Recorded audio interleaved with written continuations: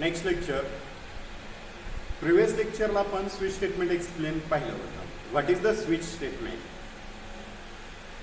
We can check more than 0 to 256 condition. That time these switch statement are used. Exactly which conditions are evaluated first? They can avoid more than complexity of the program execution or reduce the program time execution. That time these switch statement expressions are used in C compiler. There are 0 to 256 cases are executed at a time, and lastly they are executed default statement. There is no any case satisfied at that time. Lastly they are executed switch statement, a default statement block. So we have explained using the programming or examples, using the examples how to implement a switch statement in a programming concept. So there is a one by one examples explained here. Check now.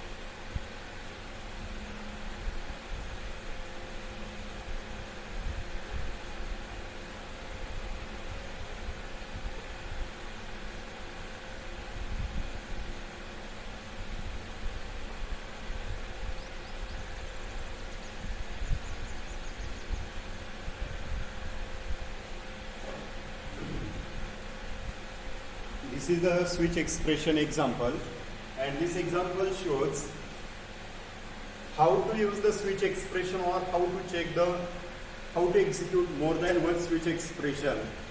This example shows when we enter the digit, suppose I have entered the 1 in digit, that time they are converted into character. Suppose I am entered the here 1, okay, enter the digit. So suppose I have entered the here 1 digit, and they are also displaying 1 like this. When I am enter the digit second or using the digit 2, then they are printed TW2 like that's like. म्हणजे आपण जेव्हा एखादा programme implement करतोय switch expressions मध्ये, तेव्हा आपल्याला जर more than one cases आपल्याला एक्झिक्यूट करायचे असतील किंवा जी सॅटिस्फाईड होणारी कंडिशन आहे तेवढी कंडिशन एक्झिक्यूट करायची असेल तर त्यावेळेस आपण ह्याच्यामध्ये कोणाचा यूज करतोय तर स्विच एक्सप्रेशनचा यूज करतोय. तर दिलेल्या स्विच एक्सप्रेशनमध्ये काय, आता ह्याच्यामध्ये जर पाहिलं तर आपण ह्या एक्झाम्पलमध्ये काय केलेलं आहे, सिम्पल एक्झाम्पल आहे. मेन फंक्शनमध्ये आपण घेतलं कर्ली ब्रॅकेट ओपन इंटिजर घ्या. There is only one variables are used, it is also called as N. आणि ह्या यन मध्ये परत काय दिलं, क्लिअर स्क्रीन फंक्शन यूज केलं आणि त्याच्यामध्ये print enter the digit. Okay, आता तुम्हाला कोणता डिजिट एक्झॅक्टली कन्वर्ट करून पाहिजे त्या डिजिटचा नंबर घ्यायचा तुम्ही याच्यामध्ये एंटर करून. सपोज एंटर द डिजिट घेतला, त्याच्यामध्ये स्कॅनएफ फंक्शन यूज केलं. स्कॅनएफ फंक्शनमध्ये घेतला पर्सेंटेज. हा पर्सेंटेज कोणाला रिप्रेझेंट करतो तर इंटिजर डेटा टाईपला. It is also called as format specifier. आणि ह्या फॉर्मॅट स्पेसिफायरचा यूज करून आपण काय केलं इथं की इथं ॲड्रेस पास केला कोणाचा, यनचा. कारण कंपायलरला कोणत्याही गोष्टी माहीत नसतात, they are totally unknown. Okay, so they are totally unknown. That time we can provide the address of the variable. आपण तिथं व्हेरिएबलचा ॲड्रेस प्रोव्हाइड करतोय आणि त्या ॲड्रेसला आपल्या डेटा व्हॅल्यू जे येते त्या डेटा व्हॅल्यू आपल्याला तिथं स्टोअर करायचे. सो त्यावेळेस आपण इथे काय वापरला, ॲड्रेस यन. आता ह्याच्यामध्ये डिसिजन मेकिंग स्टेटमेंटमध्ये आपण काय यूज करतोय तर स्विच एक्सप्रेशन यूज करतोय. आणि त्या स्विच एक्सप्रेशनमध्ये काय दिलं आहे तर स्विचमध्ये यन दिला. म्हणजे यन काय आहे, एक्सप्रेशन आहे. आणि आता प्रिव्हियस आपण जर त्याचे रूल्स पाहिले असतील तर switch case expression must be an integer type. आपण आता सांगितलं होतं की स्विच केसमधलं जे काही एक्सप्रेशन आहे ते एक्सप्रेशन कशामध्ये पाहिजे तर इंटिजर टाईपमध्ये पाहिजे. म्हणजे कोणतंही स्विच एक्सप्रेशन असेल तर त्या स्विच केसमधले जे काही एक्सप्रेशन आहे बाय डिफॉल्ट ते इंटिजर असले पाहिजे. पण आपण त्याच्यामध्ये कॅरेक्टर पण इम्प्लिमेंट करू शकतो, ते आपण नेक्स्ट एक्झाम्पलमध्ये सांगूयात. सेकंड वन, त्याच्यानंतर जर पाहिलं तर इथं स्विच एक्सप्रेशन हे कॉन्स्टंट ह्याच्यामध्ये कसं असलं पाहिजे, कॉन्स्टंट असलं पाहिजे, युनिक असलं पाहिजे. म्हणजे आपण ह्याच्यामध्ये जे केस लेबल देणार आहेत आणि इथं जे एक्सप्रेशन आहे ते तिथं युजरने मॅच केल्यानंतर तिथून ते कम्पेअर केले जाणार आणि जर मॅच होत असतील तर ते एक्झिक्यूट केले जाईल. सपोज इथं केस फर्स्ट दिले, ओके. सो केस आणि हा नंबर जो आहे it is also called a label. तर case label must be a constant or unique. आता ह्याच्यामध्ये हे केस लेबल हे कसे असले पाहिजे, एकतर ते कॉन्स्टंट असले पाहिजे किंवा ते युनिक असले पाहिजे.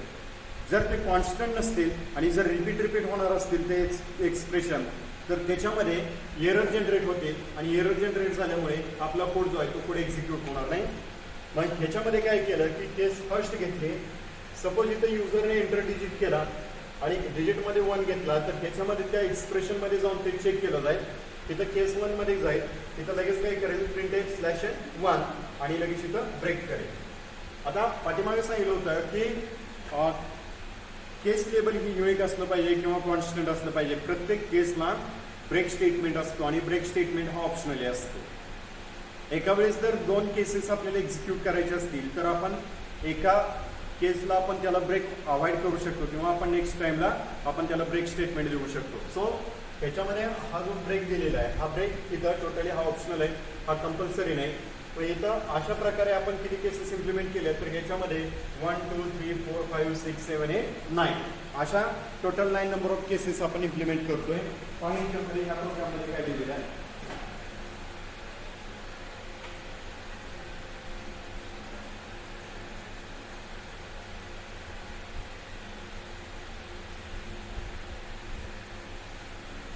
नंबर 4 केस नंबर 4 घेतला.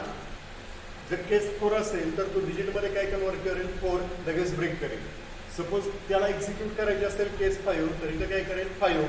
Then now next one 6 they are converted into 6. Then now next one case 7 they are executed 7. Then now next one break case 8 they are executed printf/8.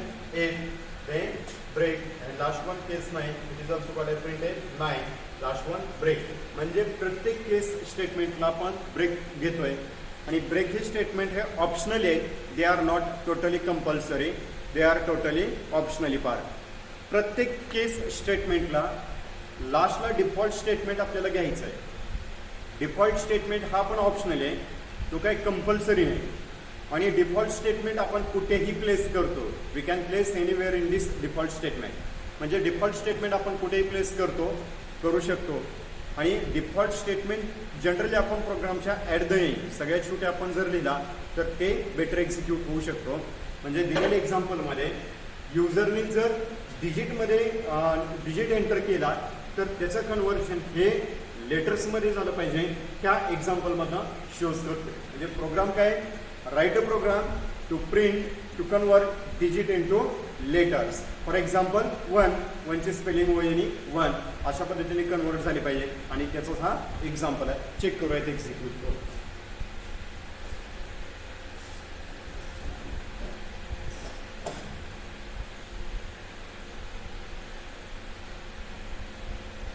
There is no warnings. Run. For example याच्यामध्ये 1 घेतला, हा convert झाला 1. See here, suppose I am enter here after the digit 1, they are converted into ONE1. कशामध्ये convert करून दिला तर डिजिटमध्ये convert केला. काय मिळाला 1. Suppose you have enter the digit 1, they are also print ONE1 and then they are executed one statement block and then control directly transfer to the statement X. So now आपण यातनं बाहेर पडूया, पाहूया त्याच्यामध्ये काय आहे. Then check anyone again digit. Suppose हा run केला, run करून आपण याच्यामध्ये सपोज 7 दिला तर हा 7 प्रिंट करतोय. सपोज मी याच्यामध्ये 9 दिला, हा 9 दिला आणि सपोज 1 to 9 च्या मधला मी कुठलाही नाही दिला. सपोज 11 दिला तर याच्यामध्ये युजरला काय दाखवले तर रॉंग चॉईस दाखवला. म्हणजे ह्याच्यामध्ये तुम्ही जी एंटर केलेली चॉईस आहे ही चॉईस कशी आहे टोटली रॉंग आहे. म्हणजे तुम्ही जो प्रोग्राम एंटर करताय किंवा जो कोड एंटर करताय त्याच्यामध्ये त्यानं कोणाला एक्झिक्यूट केला तर डिफॉल्ट स्टेटमेंट ब्लॉकला एक्झिक्यूट केला आणि डिफॉल्ट स्टेटमेंट ब्लॉक एक्झिक्यूट करून तो युजरला सांगतोय की तुम्ही करेक्ट चॉईस एंटर करा. म्हणजे प्रत्येक प्रोग्राममध्ये तुम्हाला जेव्हा प्रोग्राम एक्झिक्यूट करायचे असतात तेव्हा प्रत्येक स्विच एक्सप्रेशनमध्ये एक तरी डिफॉल्ट स्टेटमेंट असलं पाहिजे आणि त्या डिफॉल्ट स्टेटमेंटने जर त्याला ट्रू स्टेटमेंट ब्लॉक कुठलाही इव्हॅल्युएट नाही झाला एक्झिक्यूट नाही झाला at least default statement block execute करून युजरला जे काय ते आन्सर देता आलं पाहिजे. त्याचं एक्झाम्पल आपण याच्यामध्ये पाहिलं. नेक्स्ट वन एक्झाम्पल पाहूयात आपण याच्यामध्ये.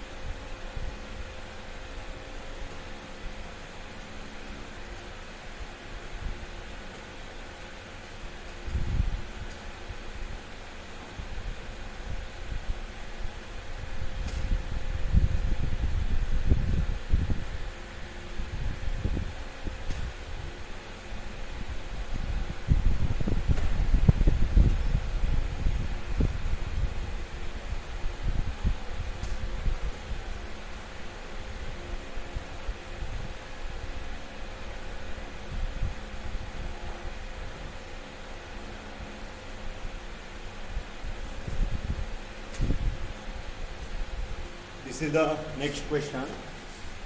Question पार्ट काय आहे write a program to display day name. आपण इथं डे आपल्याला डिस्प्ले करायचं. म्हणजे कसं आहे stdio.h आणि conio.h ह्या दोन हेडर फाईल इम्प्लिमेंट केल्या. नेक्स्ट वन मेन फंक्शनमध्ये आपण घेतला कॅरेक्टर ch हा स्विच एक्सप्रेशन घेतलेला आहे की जो कॅरेक्टर डेटा टाईपमध्ये इम्प्लिमेंट केलेला आहे. Next one print in enter the day name. आता वीकमध्ये जे काय डे आहे त्या डेचे नाव आपल्याला प्रिंट करायचे आणि त्याच्यासाठी आपण इथे काय घेतला की डे नेम घेतला. म्हणजे प्रत्येक डेच्या सुरुवातीचं एक इनिशियल कॅरेक्टर घेतलं आणि त्या कॅरेक्टरला जर आपण इनपुट म्हणून दिला तर याच्यामध्ये तो प्रत्येक केसमध्ये चेक करतो आणि त्याच्यासाठी काय वापरला की फॉर्मॅट स्पेसिफायर दिला %c आणि इथे ॲड्रेस दिला ch. सपोज आपण स्विच एक्सप्रेशनमध्ये आपण त्याला ch टाकून चेक करूया त्याच्यामध्ये तो एक्झिक्यूट करून देतोय किंवा नाही.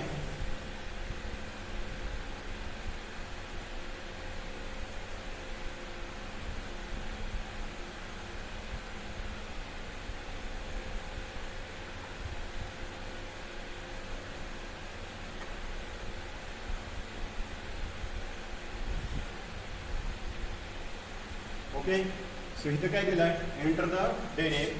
इथं दिला ॲड्रेस ch देन केस यस. जर तुम्हाला संडे पाहिजे असेल तर तुम्ही कॅपिटल एस घ्या. मंडे पाहिजे असेल तर कॅपिटल मंडे एम घ्या. ट्यूजडे पाहिजे असेल तर कॅपिटल टी घ्या. थर्सडे पाहिजे असेल तर स्मॉल टी घ्या. फ्रायडे पाहिजे असेल तर कॅपिटल एफ घ्या आणि सॅटरडे पाहिजे असेल तर स्मॉल एस घ्या. चेक करूया आपल्याला ह्याच्यामध्ये आउटपुट काय मिळते ते.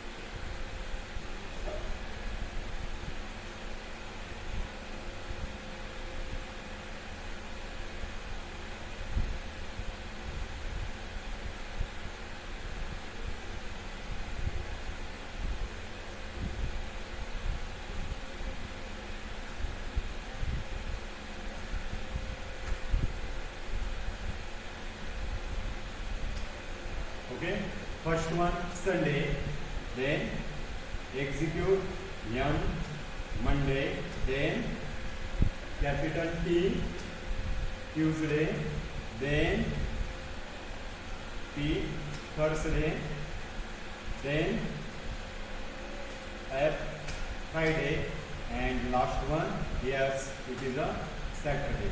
Okay, these 8 days are implemented using this program. So this is the one example to write a program to display day name.